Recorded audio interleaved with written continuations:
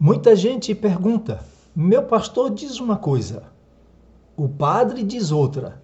Quem está dizendo a verdade? O que diz a Bíblia? Estamos apresentando Assim Diz o Senhor. A paz do Senhor Jesus, tudo bem? Bem-vindos a mais um estudo da Palavra de Deus, o curso Assim Diz o Senhor.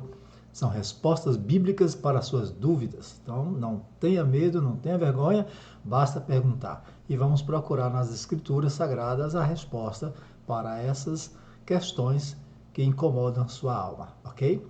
Hoje vamos mais uma vez reagir a mais um vídeo e vamos analisar à luz das Escrituras o que diz a palavra de Deus sobre o assunto. Mas antes, olha aqui do lado.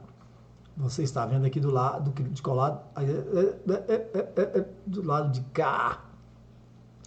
Está logo aqui, né?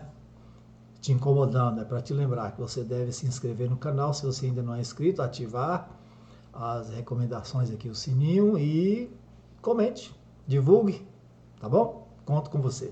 Muito bem. Vamos ao vídeo. Ele diz que sua alma, seu espírito, é mais valioso do que todo o resto do mundo posto junto. Como pode ser? Todo o dinheiro, toda a riqueza que existe neste mundo não é tão valiosa aos olhos de Deus quanto a sua alma. Sua alma é aquela parte de você que vive para sempre. Quando você nasceu uma alma vivente, um espírito vivo, e essa parte de você vai viver para sempre. Não há nada que você possa fazer sobre isso. Você nasceu para viver para sempre. Agora, o seu eterno lar pode ser o inferno ou pode ser o céu, mas você vai viver. E depende de você decidir que caminho da vida você vai tomar. Jesus disse que há dois caminhos. Há um caminho largo que leva à destruição e um caminho estreito que leva à vida eterna. E você tem que fazer uma escolha.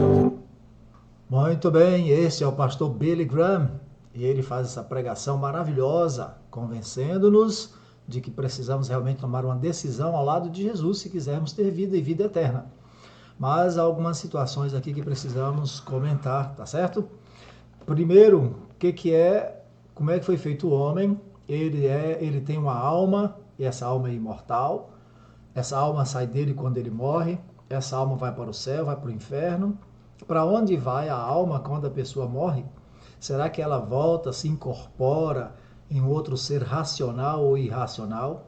São perguntas que somente a Bíblia tem a resposta. E é importante que você procure na Bíblia.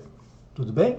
Então, convido você a pegar a palavra de Deus. Eu estou aqui com a Bíblia, minha Bíblia, a Mensagem de Deus, Bíblia Católica,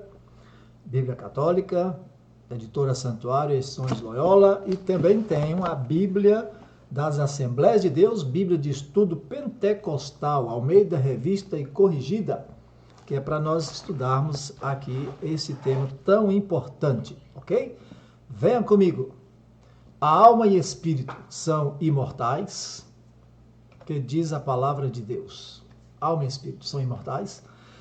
Precisamos ver o que diz a Bíblia, a palavra do Senhor. E a Bíblia diz o que em Gênesis 2, verso 7, dois textos na tela. E formou o Senhor Deus o homem do pó da terra e soprou em seus narizes o fôlego de vida, fôlego da vida, e o homem foi feito alma vivente. A Bíblia Católica diz, Javé Deus plasmou o homem, pó da terra, insuflou em suas narinas um sopro de vida, e o homem se tornou um ser vivo. Certinho aqui? Então veja como é simples. Deus uniu dois elementos, essa é a fórmula divina.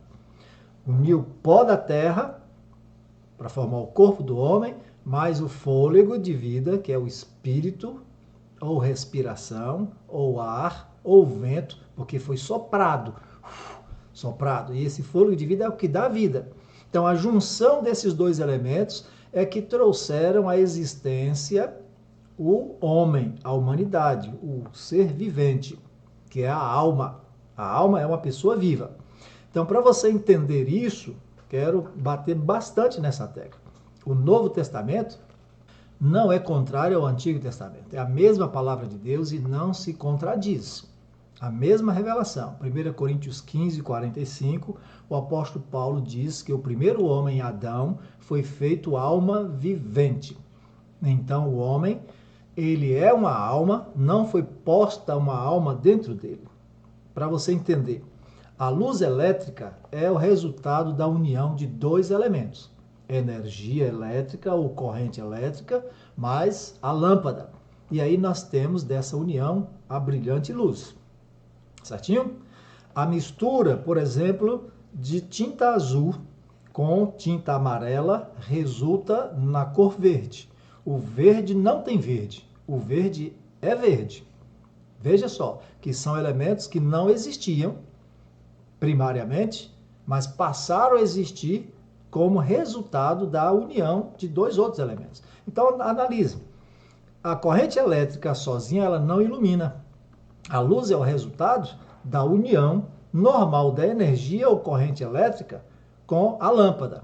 Está claro para você, não é? Se você cortar o fio que leva a energia, a corrente elétrica à lâmpada, ela não vai produzir mais luz. Da mesma maneira, a lâmpada sozinha, sem energia, também não ilumina. Certinho? Muito bom. Então, o verde também só passará a existir quando continuarmos misturando o azul com o amarelo. E assim essas cores azul e amarelo são cores básicas e têm existência própria. Agora o verde não, o verde precisou ser trazido à existência. Assim é a alma humana. A alma humana é o ser humano, o homem. Não existia no céu um banco de almas, não existia no céu um depósito de almas. E aí Deus disse, vou fazer o homem, e chamou uma alma e colocou dentro do corpo e fez, pronto, aí está, o homem formado por corpo, alma e espírito, e quando morrer, essas duas entidades que vieram do céu, vai voltar para o céu, vai ficar vivendo lá. Ou seja, o corpo é apenas um hotel onde habitam duas entidades. Isso não é bíblico, tá certo? Isso fica claro para mim e para você, não é? Então, está claro nas escrituras que o corpo sozinho não pensa, não age, não ama nada.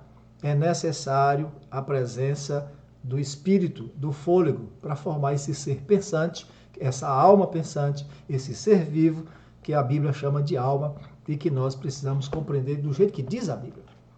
Então, meu amigo, o homem tornou-se assim alma vivente. Ele não tem alma, ele é uma alma. Compreendeu?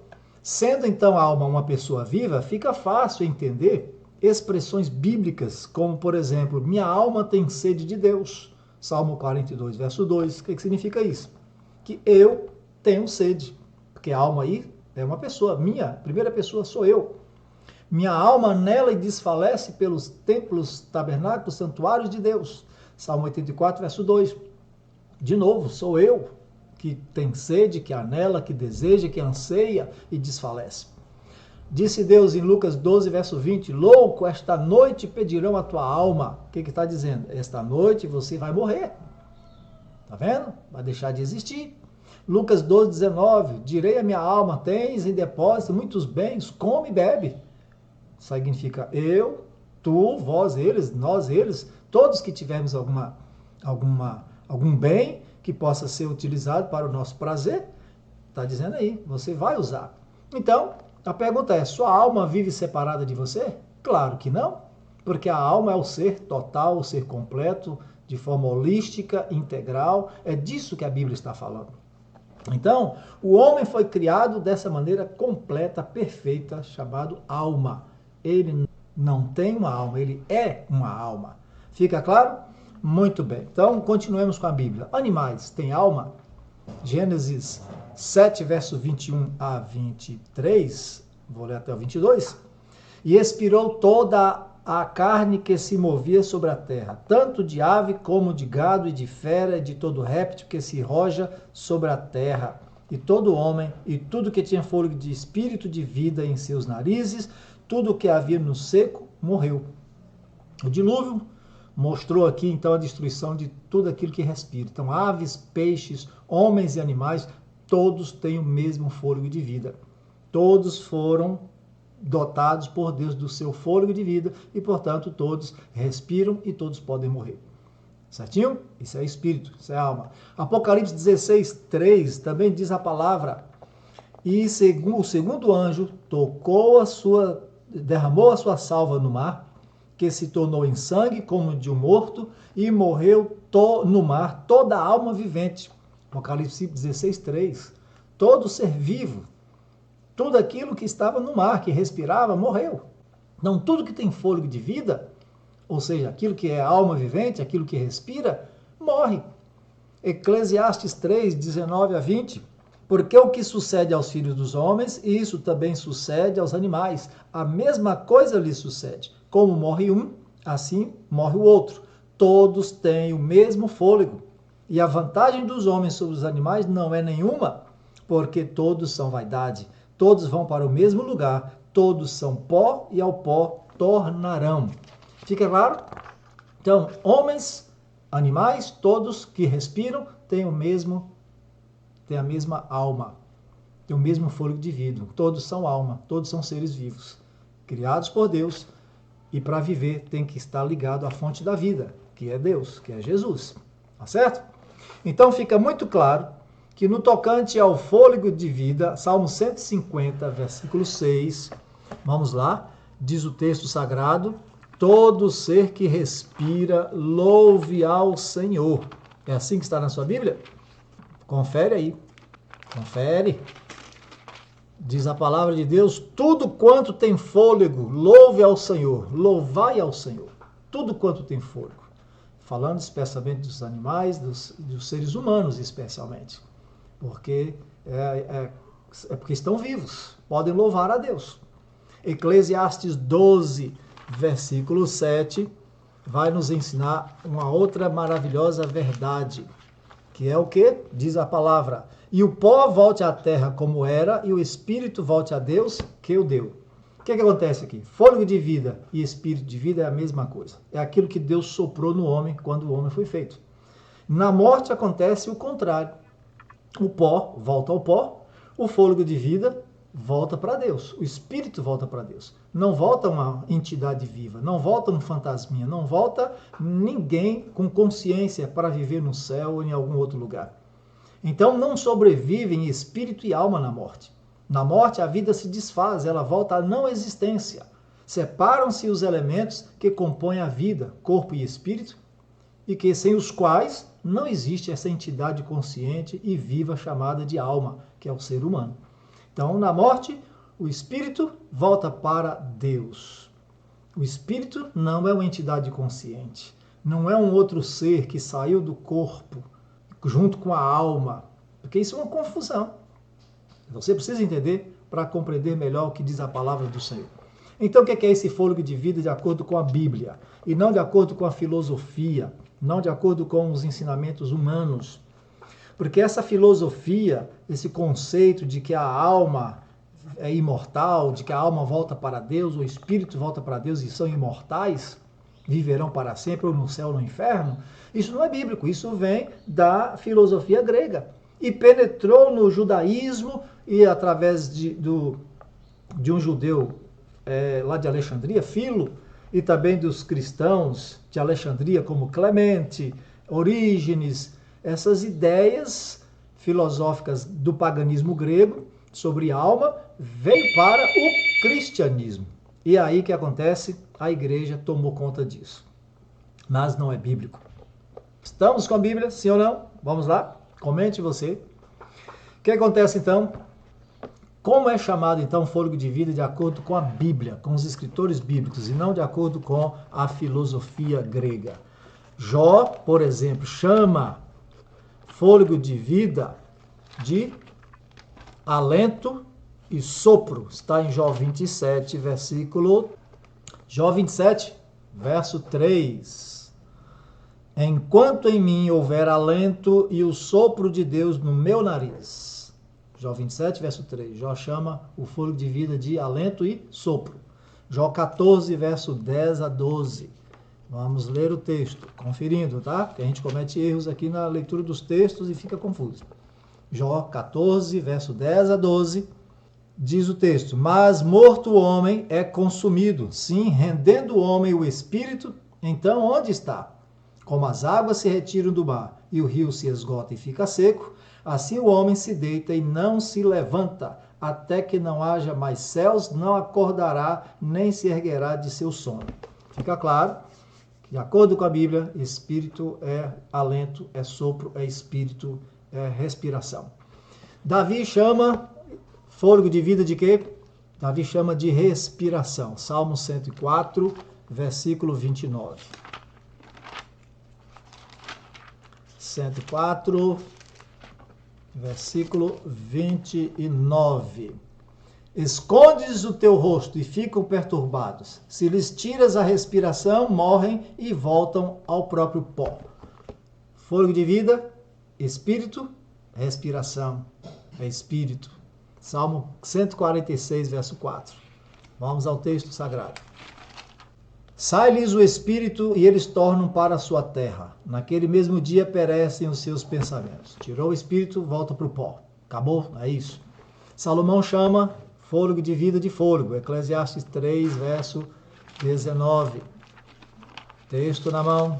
Eclesiastes 3, 19. Porque o que sucede aos filhos dos homens, isso mesmo também sucede aos animais, a mesma coisa lhes sucede. Como morre um, assim morre o outro. Todos têm o mesmo fôlego, e a vantagem dos homens sobre os animais não é nenhuma, porque todos são vaidade. Todos têm o mesmo fôlego. Salomão, o homem mais sábio. Salomão também disse que o fôlego é chamado de espírito. Eclesiastes 12, versículo 7, ele disse, e nós já lemos, e o pó volte à terra como era, e o espírito volte a Deus que o deu.